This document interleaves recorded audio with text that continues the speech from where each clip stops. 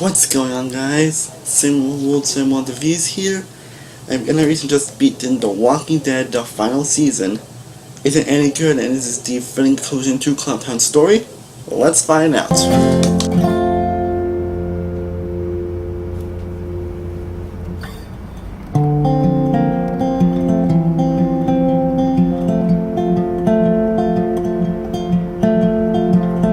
So The Walking Dead, the final season, is the fourth and most likely final installment in this Telltale Walking Dead franchise. It consists of 4 episodes, but the first 2 were done by Telltale, the other 2 were done by Kirkman's production company Skybound Entertainment, because I'm sure most of you know what happened to Telltale at this point. But basically they got like bankrupt or whatever, and they lost a lot of their employees, and they kind of shut down, and basically Robert Kirkman's production company Skybound Entertainment ended up finishing the last 2 episodes. So did I just recently beyond them. And basically this game once again focuses on Clementine. And basically you follow her as he tries to raise Alan Jr. or AJ, the little kid you're trying to pick up S in Season 2, and you're trying to find it a new frontier. And basically until you spawn the populated world, trying to find a good home for him and trying to escape from walkers and all that, and in the end they're going to like a group of troubled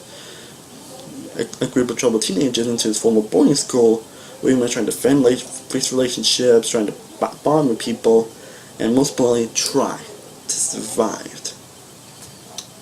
And that's basically what I'm going to say about the story. Now, it's crazy that last year I recently got into the Telltale games. Just last year I got into Season 1 of Telltale's The Walking Dead, and I did do a review on that game, and honestly, I freaking loved it. I can see all the immense praise that game got. It is truly an emotional gut punch of a game with very interesting characters, very compelling characters, very tough choices, choices that have really major consequences. Just some realistic moments, some pretty badass moments. It basically is everything you want in a Walking Dead game, and plus a lot more made The Walking Dead so compelling to begin with. And while I didn't end the review, I did play Season 2 and A New Frontier, and while they don't reach the emotional heights of Season 2 and 3, they are still good to great games overall. You can definitely not to the heights, but I definitely don't think that's bad films. I actually do enjoy them a lot more than most people do, because I know some people aren't really huge fans of those seasons, at least from what I've been hearing. And so far, I was very curious to see what they're going to do with this final season. I kind of want to wait till all the episodes were out before I finish playing them, and I recently actually just finished them. I just stayed up like 2 in the morning to beat this game. It doesn't tell you how much I love this game. I know it doesn't. I'm just allowed to say it. Walking the final season is fantastic. It is truly an emotional game. It's truly great, truly amazing, and I'm still debating that this possibly might be my favorite of the Walking Dead seasons. Probably my favorite television that probably still goes Batman the Animal Within. But in terms of where it comes up between Season 1, it's definitely in debate right now, and saying how much I love that game, that really is saying something. But shit. Baseball in final season, it's amazing. First thing, now one of the biggest praises is definitely the characters. First off, I'm just going to Clementine for a sec. She is definitely kind of one of my all-time favorite video game characters. She is definitely high up on that list, honestly. The more this game has gone, the more amazing and incredible and developed she becomes as a character. And this game is no exception. She is incredibly developed, she is very engaging and compelling to watch and to play as. She's one that really has been through a lot, and you can really feel it. They really emphasize a lot in this game, and you really feel a lot in many moments in this scene. And they do kind of this interesting parallel where Leo's kind of taking care of her and teaching him a lot of stuff, and now Clementine's kind of doing the same thing to AJ. I don't know, I just thought that was an interesting parallel to do, and I thought that was an incredible thing they had to do. They went for here, and they made Clementine a lot more interesting of a character. And speaking of AJ, I honestly love AJ. He's definitely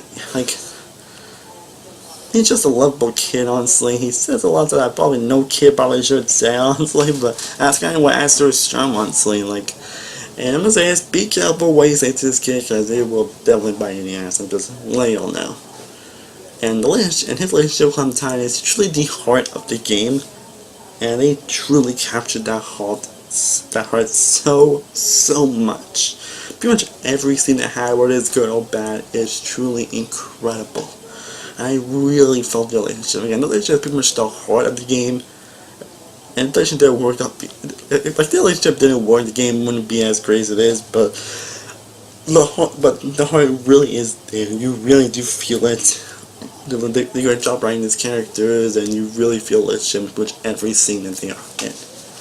Again, AJ definitely isn't the easiest kid, but I think Clementine isn't the easiest person either. She probably isn't easy to take care of either. So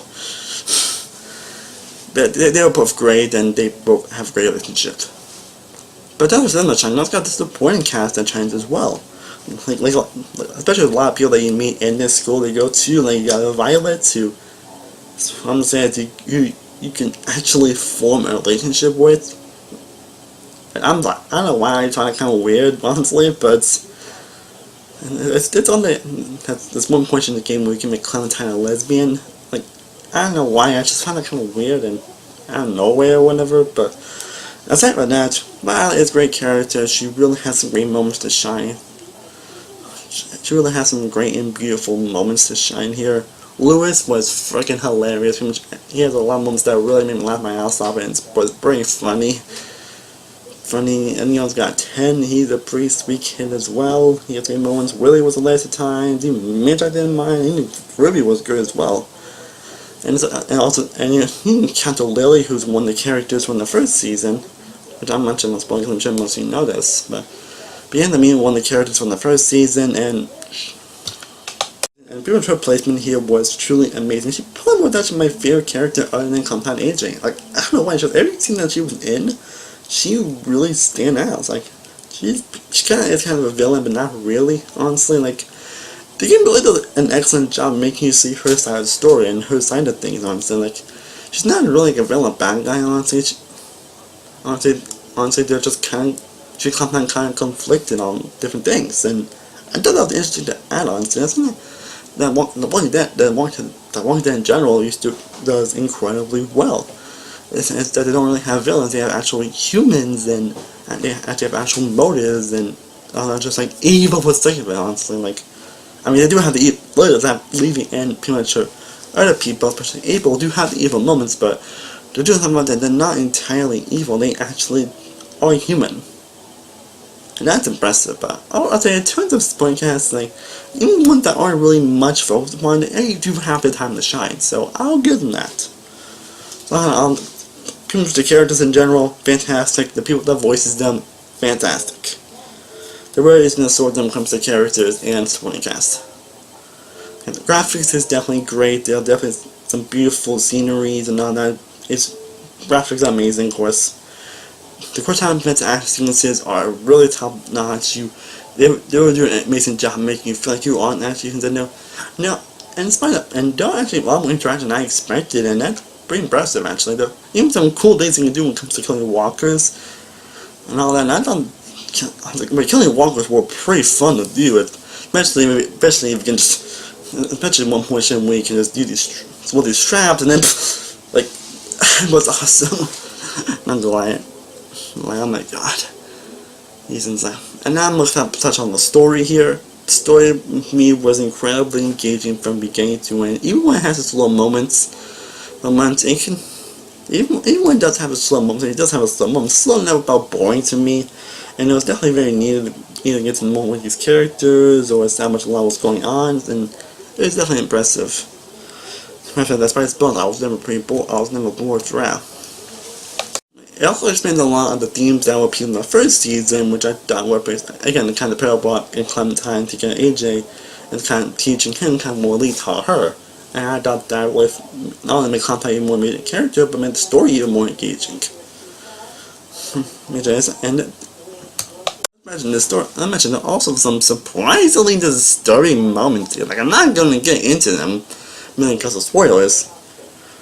But there were some moments that I wasn't expected to happen, and it's just, man, I mean, it wasn't like about to throw up or whatever. It's just, they were pretty disturbing and pretty just, oh man. But that's a good thing. That's definitely a good thing. And there were some things that definitely were very tense, filled, had me on the edge of my seat, And the film has some pretty damn emotional moments, like especially with the first scene, it gets pretty emotional when it comes to certain characters and certain things that you have to do. And that's about like because one of the most important things in any choice-based game. Like I played a lot of choice-based games. I played a lot of them for the first time last year, like Life is Strange and pretty much the majority of Telltale games, and Destroy Become Human.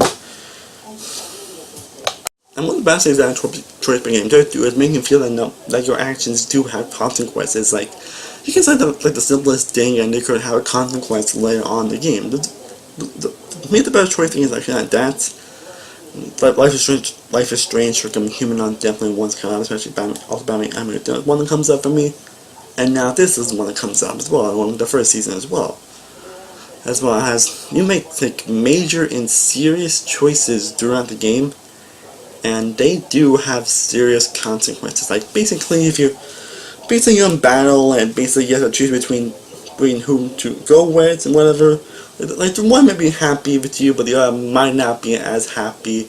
And they'll definitely just remind you that later on, and might not be as good, and definitely isn't pretty. Honestly, there are a lot of decisions in this type of games, and it's good that there are serious consequences for every choice that you make, especially calling AJ. Like I mentioned before, definitely be careful what you teach this kid and what you say to him, because yeah, I'm not gonna say why obviously, but there are some pretty powerful moments from AJ that I really should record, honestly, but in a good way.